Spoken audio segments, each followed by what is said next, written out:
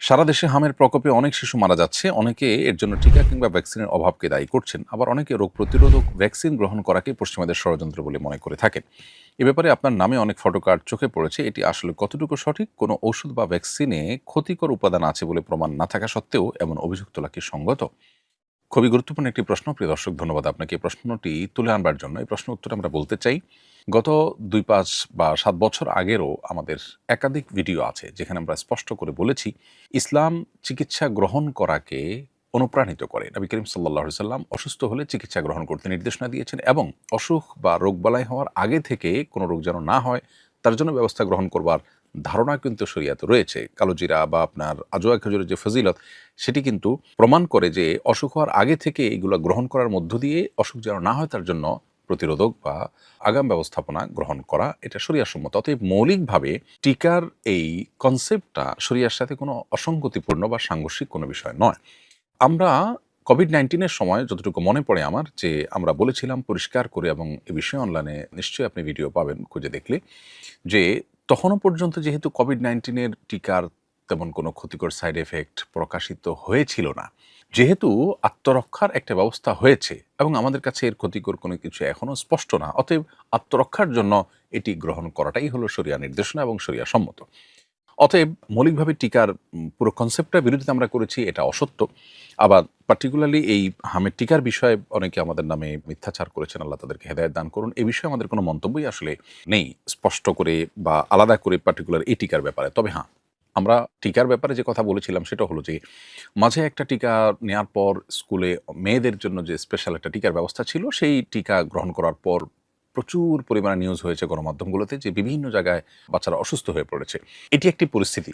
আরেকটি পরিস্থিতি হলো যে, যদিও প্রত্যেকটা ঔষধ বা আপনার টিকা এগুলো যথাযথ পরীক্ষা-নিরীক্ষার মাধ্যমে এটি যখন মানুষের জন্য উপযোগী প্রমাণিত হয়, প্রটোকল অনুযায়ী তারপরেই সেটি মানুষের জন্য ব্যাপকভাবে দেয়ার কথা। আমরা বলেছিলাম যে কোনো টিকা বা কোনো ঔষধের যদি ক্ষতিকর দিক কারো কাছে প্রমাণিত হয়, প্রকাশিত হয়, সেটা বাচ্চার জন্য, বাচ্চার প্রসঙ্গ এসছে যেহেতু বাচ্চার জন্য বলি, যেহেতু স্কুলে মেয়েদের টিকা দেওয়ার ফলে অসুবিধা তৈরি হয়েছিল, বা বয়স্কদের জন্য হতে পারে। ধরুন এই যে কোভিড-19 টিকার এখন যে সাইড এফেক্টগুলো এখন বিশ্বব্যাপী আপনার আলোচিত হচ্ছে এবং উঠে আসছে, এর ফলশ্রুতিতে কেউ যদি এটা গ্রহণ না করতে চায়, সেই অধিকার তার আছে। এবং এটা তো আপনার ওপেন সিক্রেট ব্যাপার যে গরিব দেশগুলো বা গরিব দেশের মানুষগুলো তাদের সাথে উন্নত দেশগুলো সবসময় ইনসাফপূর্ণ আচরণ করে না। কথা অনেক সুন্দর, সুন্দর বলে, ভালো, ভালো কথা বলে, কিন্তু ইনসাফপূর্ণ আচরণ করে না। সে বিষয়টিকে মূলত আমরা তুলে ধরেছিলাম। আমরা পুরো টিকা গ্রহণ করার প্রক্রিয়াটার বিরুদ্ধে অথবা আপনার পুরো জিনিসটাকেই পশ্চিমা ষড়যন্ত্র বলে আখ্যায়িত করিনি। অতএব এ ব্যাপারে যদি কেউ আমাদের ব্যাপারে কোনো ফটোকার্ড তৈরি করে, কোনো বিশদগার তৈরি করে, তাহলে সেটা তার একান্তই বিভ্রান্তি বা তার একটা চাপিয়ে দেওয়া বিষয় আমরা বলতে চাই। তবে একজন সচেতন অভিভাবক বা একজন সচেতন মানুষ, তিনি ওষুধ হোক, টিকা হোক, যেটা গ্রহণ করছেন সেটা তার জন্য উপকারী না ক্ষতিকর, সেটার কোনো ক্ষতিকর দিক আছে কিনা, সাইড এফেক্ট আছে কিনা, সে সম্পর্কে ওয়াকিবহাল থাকা, সে সম্পর্কে সচেতন থাকা, এটা তার কর্তব্যের অংশ। সেটা তিনি অবশ্যই তার বাচ্চার জন্য, তার নিজের জন্য সেটা বিবেচনা করবেন। কিন্তু মোটা দাগে এই বাচ্চাদের টিকা গ্রহণের এই প্রক্রিয়াটার বিরুদ্ধে আমাদের বক্তব্য যে দাঁড় করানোর চেষ্টা কেউ কেউ করেছেন, এটা খুবই দুর্ভাগ্যজনক এবং অসঙ্গত। কোনো ঔষধ বা কোনো টিকা, কোনো ভ্যাকসিন, এগুলোর ক্ষতিকর কোনো দিক প্রমাণিত না হওয়া সত্ত্বেও সেটাকে ক্ষতিকর বলা ঢালাওভাবে, এটা অবশ্যই অসঙ্গত কথা, এবং এরকম কথা আমরা বলিনি। আমরা যেটুকু বলেছি সেটুকু আমি পরিষ্কার করবার চেষ্টা করেছি। অন্যের বাচ্চাকে দুধ পান করানোর জন্য কি স্বামীর অনুমতি নিতে হবে? অন্যের বাচ্চাকে দুধ পান করাবার জন্য স্বামীর অনুমতি নিতে হবে না।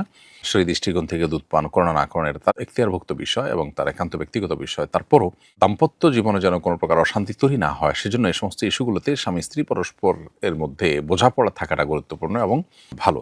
স্বামীর উচিত যেমন স্ত্রীকে তার কোনো অধিকার থেকে বঞ্চিত না করা, তাকে কোনো কিছু চাপিয়ে না দেওয়া। স্ত্রীর উচিত যথাসম্ভব স্বামীর আনুগত্য করা এবং স্বামীর সুবিধা অসুবিধার দিকগুলোকে সবসময় বিবেচনায় রাখা। আকিকার পশু দান করে দিলে কি আকিকা আদায় হয়ে যাবে?